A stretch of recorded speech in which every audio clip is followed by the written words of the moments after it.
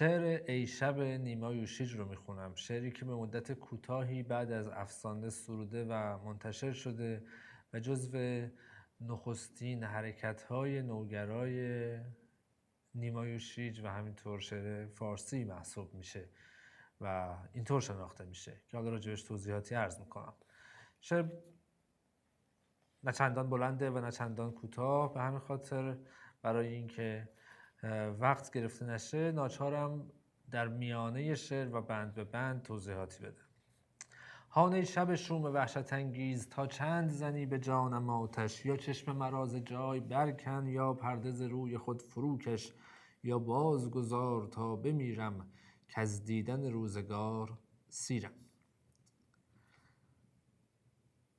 قالب شعر از اینجا شروع کنیم. مصرع دوم و مصرع چهارم با قافیه عشر، آتش و فروکش با هم یک نیمه بگیم قطعه یا چهارپاره ای رو میسازند، اما بیت سوم حالت مثنوی داره، یا بازگذار تا بمیرم که از دیدن روزگار سیرم.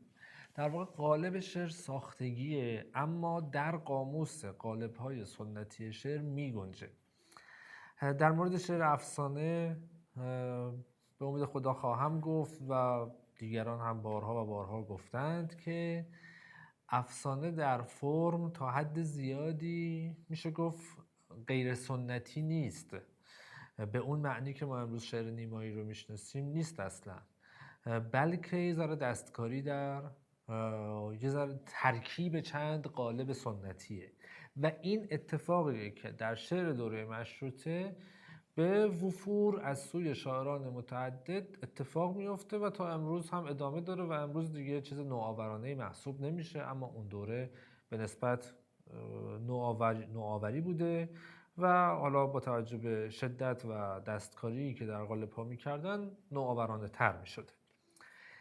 نیما در این شعر ای شب میاد قالب تقریبا تازه تأسیس یا کمتر شناخته شده چهارپاره رو با یک تک بیت های مثنوی گونه ای وسطش ترکیب میکنه و یک بندهایی میسازه و ادامه میده.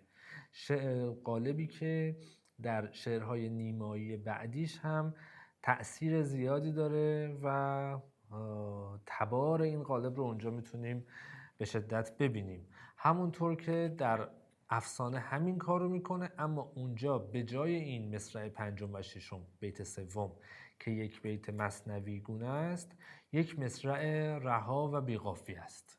یعنی در واقع از لحاظ فرمی میتونیم بگیم افسانه نوگراتر و نابهنجارتر از ای شبه، اما ای شب هم به نسبت زمانه خودش نوگراست، اما در قاموس و در گفتمان کلی قالب های شعر سنتی کاملا می گنجه. پس ما با یه قالبی مواجهیم، سه بیت که دو بیت اول مصرع‌های دومشون با هم قافیه‌اند و بیت سوم دو مصرع با هم قافیه‌اند. چون به چهارپاره اشاره کردم این رو فکر میکنم بارها باید بگم، هر جمله چهارپاره‌ای برمیخوریم لازمه بدونین اینجا هم در فهم نسبت اون بند دو بیتی و اون تک بیته به نظرم اهمیت داره. چهارپاره نوعی مثنویه، نوعی مثنوی است که مصرع‌هاش دو برابرن، به جای اینکه بیت مسمن یا مسدس باشه 6 رکنی و 8 رکنی باشه 12 رکنی معمولا و گاه حالا در کمیابتره و متأخرتره 16 رکنی هم پیدا میشه، اما اغلب 12 رکنیه و یک جور وزن در واقع دولختی شعر. هر مصرع مثنوی به اندازه هر مصرع چهارپاره مثنوی است که هر مصرعش به اندازه دو مصرعه. و بعد اینجا پس ما می‌بینیم که یه مصرع دیگه داریم که خودش یه قافیه درونی داره اگر در مورد این شعر ای شب بخوایم صحبت کنیم، اما به طور کلی چهارپاره ها رو نوعی مثنوی میشه دونست. بعضی اون رو دو بیتی هایی به هم پیوسته دونستند، بعضی اون رو قطعه های دو بیتی به هم پیوسته دونستند. بله همه اینجور چیزا میشه تداعی کرد، اما از لحاظ بنیاد قالب ادبی اگر در نظر بگیریم به قالب مثنوی بیش از همه نزدیکه، چون چهارپاره هم برای داستانگویی یا ذکر مضامینی تقریبا رها و نامحدود به کار میره، همونطور که قالب مثنوی. خب اما این شعر ای شب دستکاری هایی داره دیگه، یک بیت اضافه داره. اینجا شاعر با شب حرف میزنه، شبی که میدونید در شعرهای نیما بسیار بسیار پر بسامد حضور پررنگی داره و بسیاری از شعرهای نیما در عنوانشون هم کلمه شب وجود داره و بسیار بیشتر شعرهای نیما در تصاویر و مضامینشون مفهوم شب بسیار پررنگ. اینجا خود شاعر با شب حرف میزنه، شب شوم وحشت انگیز که داره به جان شاعر آتش میاندازه. میگه که یا منو نابود کن یا خودت تموم شو، پرده ز روی خود فرو کش، یا صبح شو، یا منو بکش یا خودت کشته شو، خودت برو، یا بازگذار تا بمیرم که از دیدن روزگار سیرم، یا منو رها کن که خودم بمیرم که بسم دیگه این روزگار. دیریست که در زمانه دون از دیده همیشه اشک بارم، عمری به کدورت و علم رفت تا باقی عمر چون سپارم. نه بخت بد مراست سامان وی شب نه تو راست هیچ پایان. من مدت هاست که در این روزگار دون و حقیر گریانم و عمرم به کدورت، به کدر بودن، به ناراحتی و علم رنج رفته طی شده و هیچ معلوم نیست تا باقی عمر چون سپارم بقیه عمرم چه میشه. نه بخت بد مراست سامان، نه بخت بد من سامان داره، نه من سر و سامونه میگیرم و ای شب نه تو پایانی داری. خب تا اینجا همه چی فکر میکنم واضح و مشخص بشه. چندین چه کنی مرا ستیزه، بس نیست مرا غم زمانه، دل میبری و قرار از من هر لحظه به یک ره و فسانه. بس که شدی تو فتنه سخت، سرمایه درد و دشمن بخت.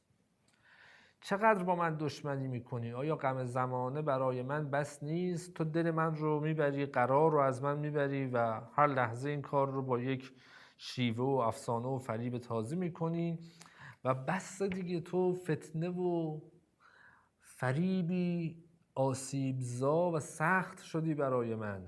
تو سرمایه دردی، سرمایه به معنی اصیلش و معنی کهنش به کار رفته، نه به معنی امروزی و شکل امروزیش.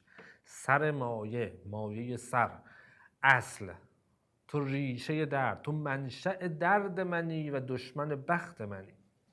رابطه شاعر با شب شبیه رابطه شاعر با افسانه است در شعر افسانه و شب خیلی ملموس‌تره.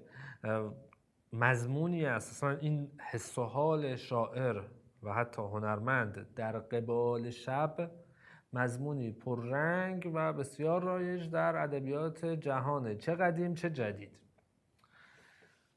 حالا بعضی این چیزا میگن، این من بلد نیستم، این چیزای روانشناسی و روانپزشکی و این چیزا که اصلا انسان در شب یک حالات دیگری بعضا پیدا میکنه، نمیدونم چقدر معتبره، اما خب فکر میکنم تا حدی همه تجربه کرده باشیم. شب احساس تنهایی بیشتره، شب وقتی مریض میشیم دردناک تره دردمون، بیماریمون.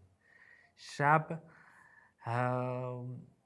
حس غربت شدیدی داره، شب حس شاعرانه بیشتری داره. این نسبت بین شاعر، هنرمند و شب که هم از شب متنفر، شبی که تاریک، تنها، موجب تنهایی، موجب غصه است و ظالم به نظر میرسه، و از اون طرف دلبستگی که هنرمند به شب داره، چون شب هنگام خلوتشه، شب هنگام هنر آفرینیشه، شب هنگام احساس و شهودشه.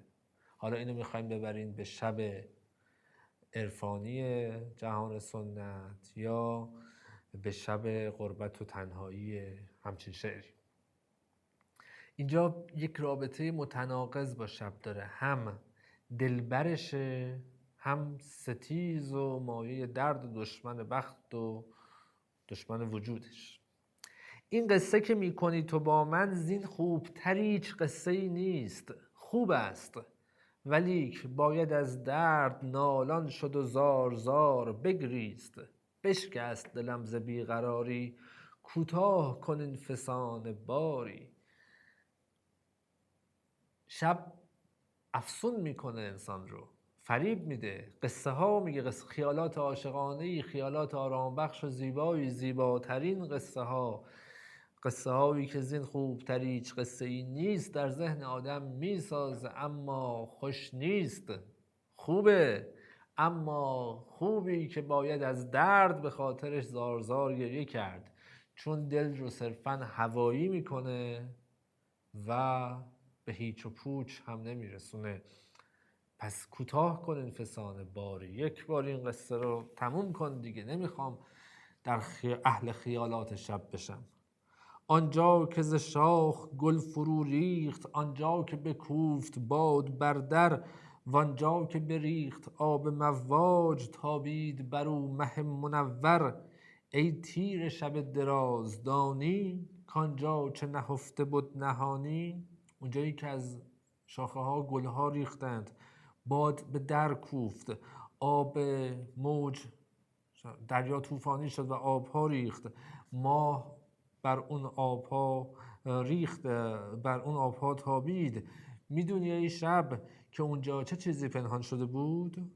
در دل همه این بلایا و این سختی ها و ناگواری ها و نابودی ها چی پنهان شده بود؟ چی بود که داشت آسیب میدید؟ بوده است دلی ز درد خونین، بوده است رخی ز غم مکدر، بوده است بسی سر پرامید، یاری که گرفته یار در بر. کو آن همه بانگ و ناله زار، کو ناله عاشقان غمخوار. وسط اون همه مصیبت ها میدونید چی بود؟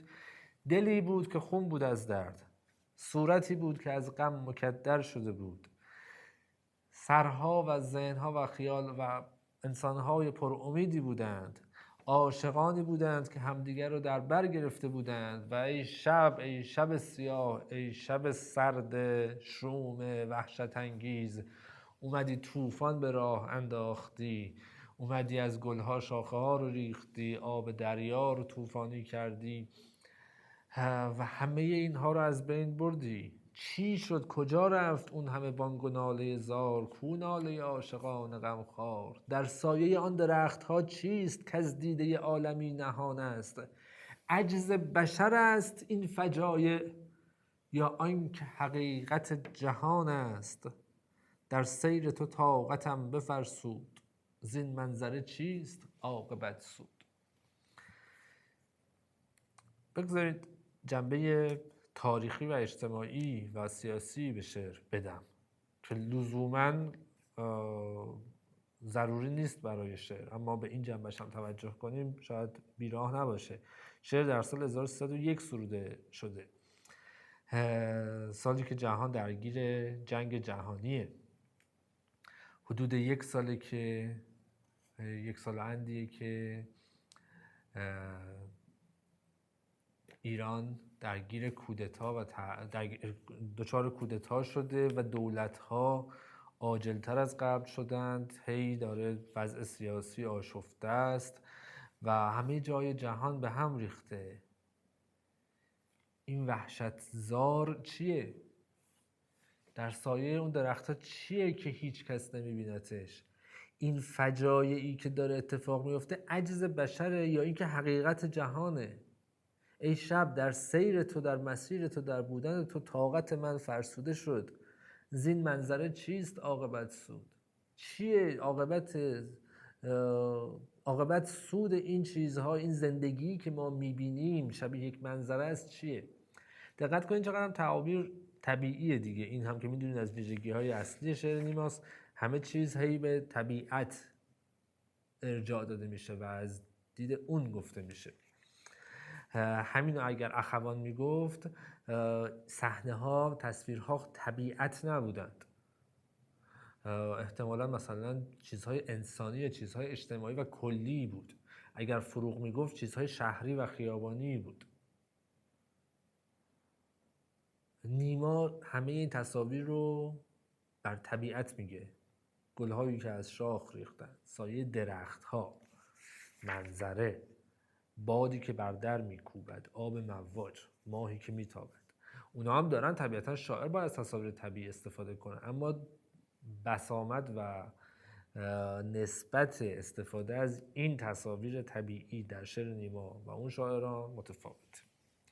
تو چیستی ای شب غم انگیز، در جستجوی چه کاری آخر؟ بس وقت گذشت و تو همانطور استاده به شکل خوف بعد میخوندم آخر.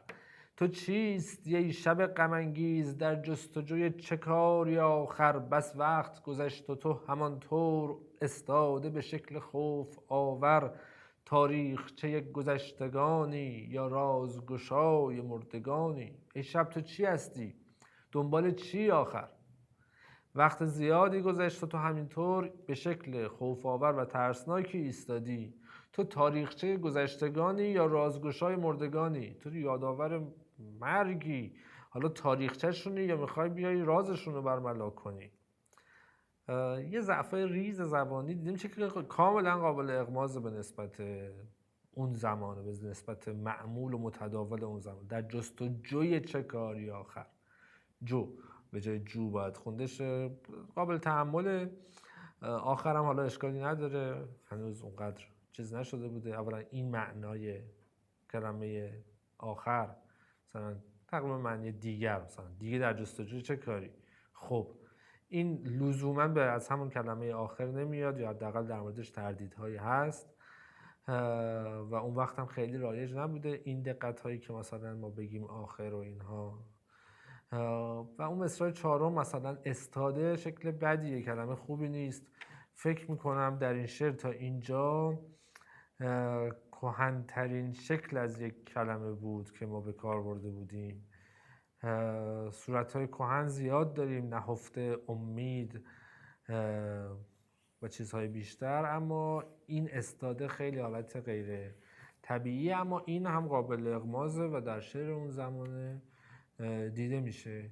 شبیه همین در شعر ملک و شعر بهار بگردید هست، در شعر شهریار هست.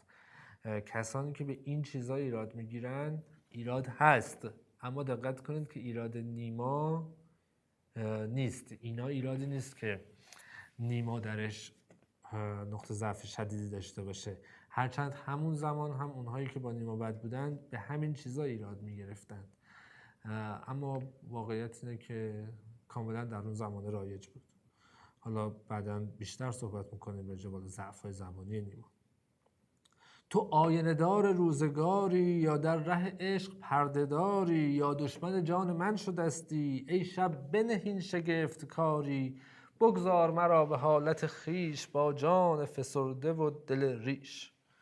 تو آینه دار و نگهبان و ندیم روزگاری که داری واقعیت روزگار رو نشون میدی، همون حقیقت جهان رو نشون میدی، یا اینکه پردهدار عشقی، شب قرار بود پردهدار عشق باشه، حجاب عشق باشه، حائل و پوشاننده راز عاشقان باشه، اما تو کدومی؟ یا که دشمن جان منی؟ رها کن این شگفت کاری رو، این کارهای عجیبت، این حال بدی که در ما ایجاد میکنی رو رها کن. منو به حال خودم بگذار، با این جان فسرده و دل ریش و زخمی. بگذار فرو بگیردم خواب، که از هر طرفی همی وزد باد. وقتی است خوش و زمانه خاموش، مرغ سحری کشید فریاد. شد محو یکان یکان ستاره، تا چند کنم به تو نظاره. بذار خواب منو ببره، از هر طرف داره باد میاد دیگه، بذار من بخوابم. وقت خوشی زمانه خاموشه، وقتی است خوش و زمانه خاموش. شب شده، همه چیز آروم شده، یه طعنه‌ای هم تو خودش داره، اما خب داره میگه همه چیز خفقان، همه چیز سکوته، همه زمانه خاموش شده، انگار وقت مناسبی واسه استراحت خوابه دیگه. مرغ سحری هم داره فریاد میکشه، داره صبح میشه، یه امیدی هست، همه چی انگار خوب شد دیگه. ستاره ها دونه دونه دارن محو میشن. چقدر به تو نگاه کنم؟ بذار بخوابم، رها کن منو ای افسون شب، ای بدبختی شب. بگذار به خواب اندر آیم، کز شومی گردش زمانه یک دم کمتر به یاد آرم، وآزاد شوم ز هر فسانه. بگذار که چشم ها ببندد، کمتر به من این جهان بخندد. بذار بخوابم، از شومی گردش زمانه به خواب در بیام و یک لحظه کمتر به یاد بیارم این شومی گردش زمانه رو و از هر فسانه‌ای و هر افسون و فریب و قصه های دروغی رها شوم تا چشمام بسته شه بخوابم و این جهان کمتر به من بخنده و من آزار بده. حالا هوای رمانتیک شعر آشکاره، این تصاویر طبیعی، این ارجاع به طبیعت، این خودگویه شاعر در فضای رمانتیک. شاعر با خودش و عناصر طبیعی محیط به شکلی عاطفی حرف میزنه و گلایه میکنه و بروز احساسات میده و این شعر خب بجز حالا چند تا خورده ایراد زبانی و اینها که برش گرفتیم، شعر پخته و شعر خوبیه، شعر لطیف و پر احساسیه و شعریه که در سبک محبوب و رایج اون زمانه که تحت تاثیر فضای رمانتیک ترجمه شده بوده، شعریه که تألیفیه، شعریه که در ایران یک ایرانی ساخته و شعر جوندار و استخونداریه. این شعر هست و همینطور افسانه که به ما خبر از یک شاعر جدید میده، شاعری که مهمه اما 20 سال تقریبا غیب میشه و شرایط اجتماعی این نوع آوری ها رو، شرایط اجتماعی و سیاسی این نوع آوری ها رو فراموش میکنن، خاموش میکنن تا بعداً از شهریور 1320 ناگهان همه چیز یک تجلی دوباره پیدا کنه و سالها این خفقانه و سکوته سر وا کنه و بشکفه. نکته مهمی که این شعر داره، خب یکی اون بازی فرمی قالبیشه که دستکاری قالبی داره، نوآورانه است اما شگفت‌انگیز نیست و در حد و حدود زمانه خودشه. کسان دیگری هم از این کارها کردن و قابل پذیرشه و چندان واکنش برانگیز نبوده این شعر. از این جهت زبانش به جز چند جا که یه سری ضعف داره و به خصوص اون ضعف‌ها دقیقاً در اون جاهایی که زیادی آرکائیک شده، زیادی و تصنعی خواسته کهنگرا بشه که باز این هم کاملا طبیعی بوده در شعر دوره مشروطه. فارغ از اینها زبان به نسبت ساده و محسوسیه، زبان ادبایی چندان وحشتناکی نیست و این هم باز طبق الگوی شعر مشروطه است، شعری که بتونه با مردم صحبت کنه. مهمترین مشخصه و ممیزه این شعر همین حس و حال عاطفی غناییشه که خب شاید بگیم که در هر غزلی هم این حس و حال هست، اما اینجا ما میبینیم که درد دل کردن با شب و گلایه کردن از شب وجوه متعددی داره. ما معمولا در شعر سنتیمون وقتی از شب داریم گلایه میکنیم یا داریم راجع به شب حرف میزنیم، از هجران معشوق حرف میزنیم. نفس شب برای ما نامطلوب یا مطلوب نیست. شب بد است چون یادآور هجران است، چون آدم دلش تنگ میشه برای معشوق و معشوق در برش نیست و این تقصیر شبه که همواره اینو به یاد ما میاندازه.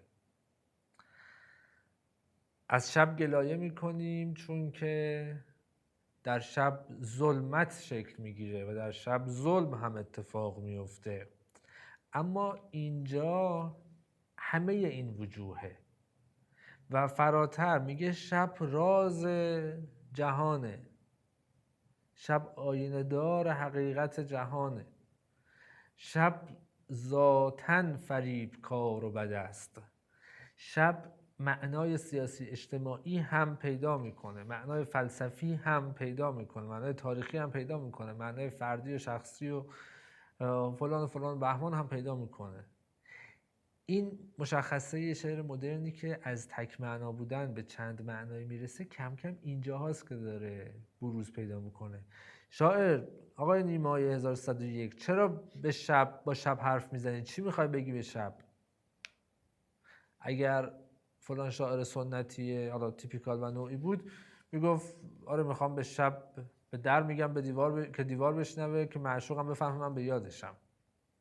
یا شب خوبه چون وقت مناجات الهیه، دارم از شب میگم دارم از خدا یاد میکنم. اما اینجا نه، اینجا همه این چیزا سالا با اون وجوه منفیش و فریبکاری شب، دلبری شب، این رابطه متناقضه اینجا عجیب میشه. این که متناقض و چند وجهی، این مشخصه‌ای که این شعر رو خاص میکنه، حالا علاوه بر اون ویژگی‌های خردی که عرض کردم، و باعث میشه که ما به این شعر توجه ویژه کنیم و این رو جزو نقاط مهم شکل‌گیری شعر نو بدونیم و در تاریخ ادبیات فارسی و شعر فارسی به این شعر و شعر افسانه یه اهمیت ویژه تری بدیم. امیدوارم که از خوندن این شعر و آشنایی باهاش لذت برده باشید و این صحبت ها هم براتون مفید بوده باشه.